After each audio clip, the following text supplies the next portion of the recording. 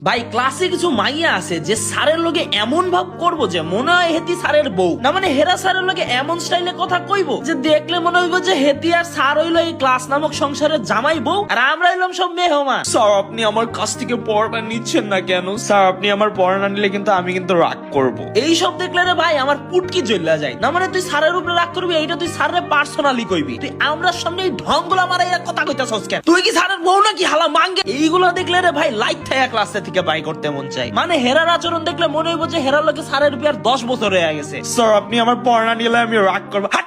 যত সব ফাউল মেয়ে। বাট ভাই শান্তি তো পাইছিলাম যেদিন স্যারের কোচিং এ স্যারের আসল বউ সামনে ওই মায়েরা স্যারের লগে যখন বউমার আচরণ করছিল, আমরা তো ভাই সবাই ম্যাডামের চেহারা দেখেই বুঝে গেছি যে আজকে স্যারের খবর আছে। স্যারের বউয়ে স্যারে এমনটাই দিছে যে ওই ছাগল যখন নেক্সট টাইম স্যারের বউ সাজতে গেছে তখন স্যারের আজ্ঞা মাইজ্ঞা পুরা ক্লাস হেরে দাঁড় করাইয়া রাখছিল। এইটা দেখা মনে যে শান্তিটা পাইছিলাম রে ভাই, ওইটার কোনো তুলনাই হয় না। তোমাদের ক্লাসও যদি এইরকম স্যারের আনঅফিসিয়াল বউ থাকা থাকে তাইলে রে ভাই আমারে কমেন্টে জানাও, আর এরকম ভিডিওর জন্য ফলো মারো।